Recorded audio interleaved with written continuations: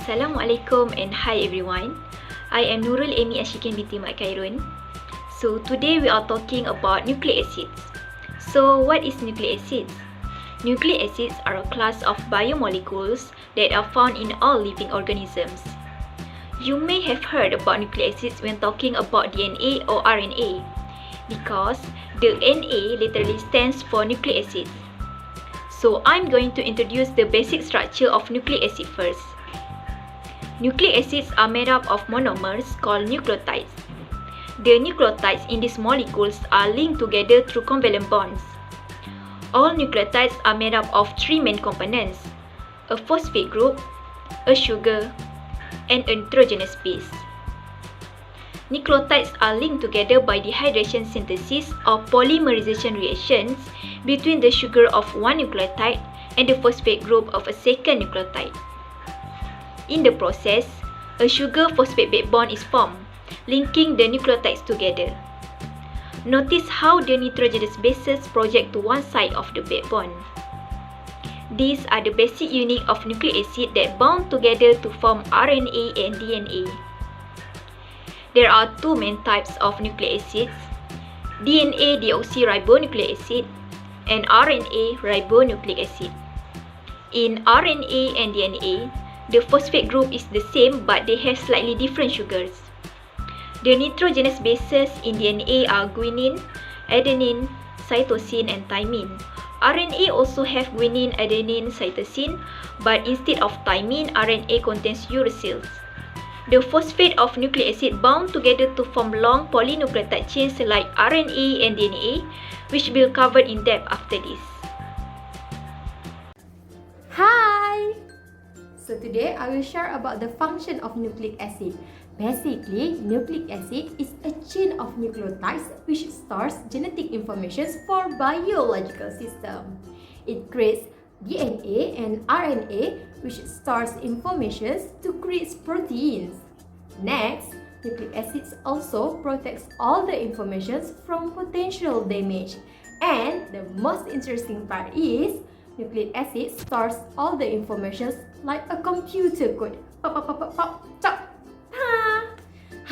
Amazing, right? If you want to know more, see next. I'm Faiz. So here Anissa and I will share with all of you about purines and pyrimidines. Purines and pyrimidines are the two families of nitrogenous bases that make up nucleic acids. In other words, they are the building blocks of DNA and RNA.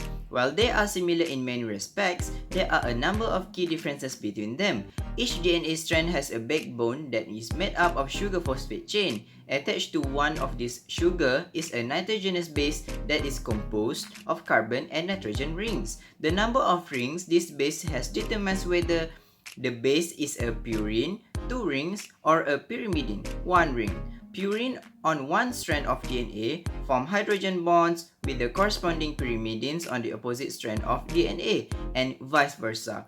To hold the two strands together within DNA molecules, this is their most important function and is known as base pairing. Because hydrogen bonds are not as strong as covalent bonds, base pairing can be easily separated, allowing for replication and transcription.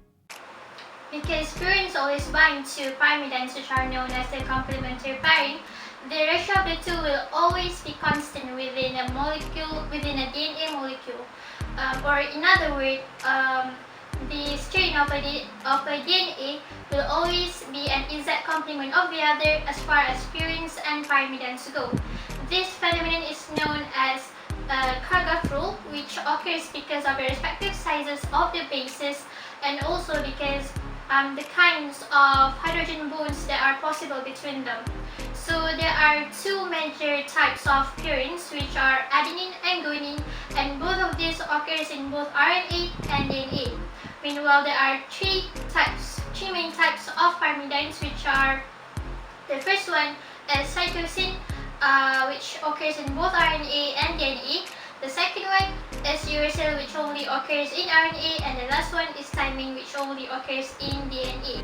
Next, purines pair with which pyrimidines it always remains the same as the number of hydrogen bonds between them. Adenine paired with thymine, AT, with 2 hydrogen bonds, guanine paired with cytosine, GC with 3 hydrogen bonds. So how can we remember this base go together?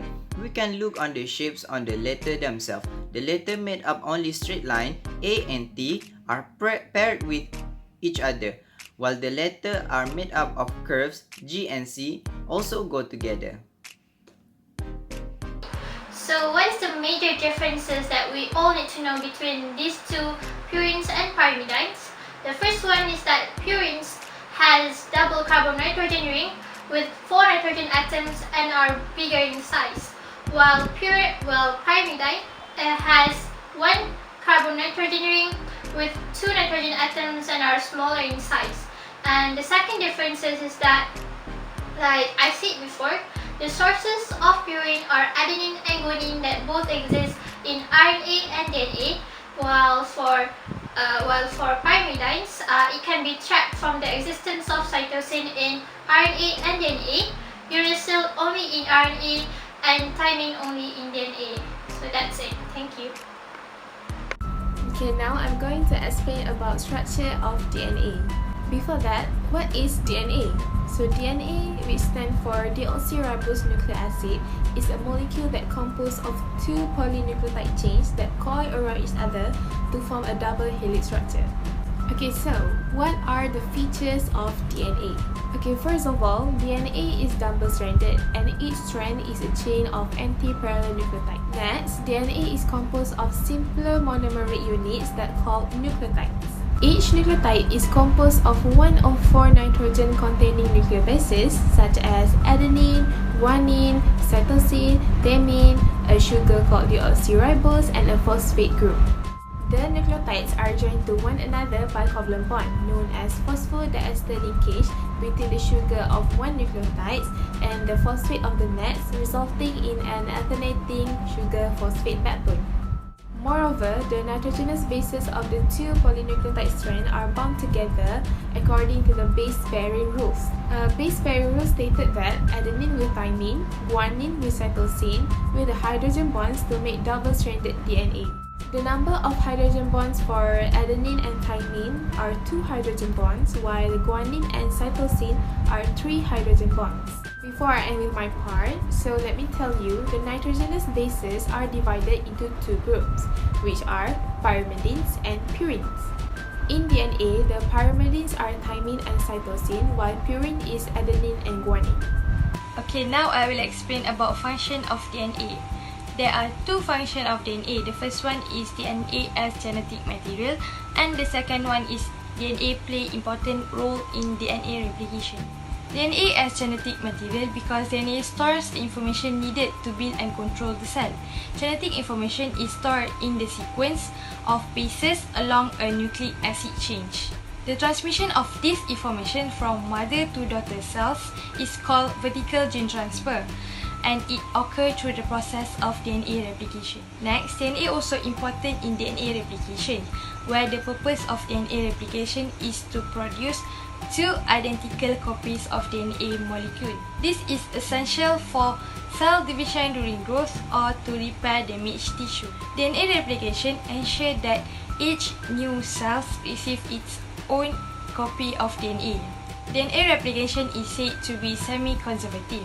This is because the original DNA strands are split into 2 and each half is used as a template to make the complementary strands.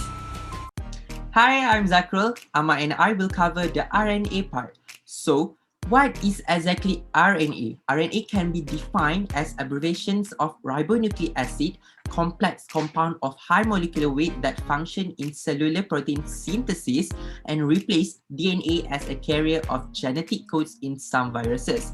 For the structure of RNA, it consists of ribose nucleotides that are bound by phosphodiester bond to the structure of RNA, forming strands of different lengths. Next, adenine, guanine, cytosine, and uracils are the nitrogenous base which replace thymine in DNA. Lastly, a cyclical structure consisting of 5 carbons and 1 oxygen is the ribose sugar of RNA. A single-stranded biopolymer is usually RNA. The presence of self-complementary sequence in the RNA strands, however, contributes to intrachain base pairing and folding into complex structure form consisting of bulges and helicals of the ribonucleotide chain. The three-dimensional structure of RNA is critical to its stability and function, allowing the ribose sugar and the nitrogenous base to be modified in numerous different ways by cellular enzymes. There are three main types of rRNA. The first one is the messenger RNA, which is a linear molecule transcribed from one strand of DNA. It carries the base sequence complementary to DNA template strand. The second one is transfer RNA. Transfer RNA delivers amino acid to ribosome and decodes the information of mRNA. The tRNA plays the role of an adapter and matches each codon to its particular amino acid in the cytoplasmic pool. And the last one is ribosomal RNA.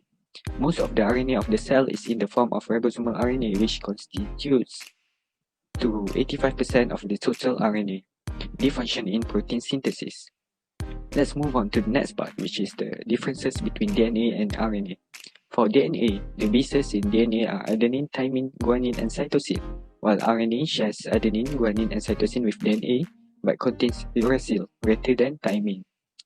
Second, DNA consists of two strands, arranged in a double helix. These strands are made up of subunits called nucleotides, while RNA only has one strand, but like DNA, is made up of nucleotides.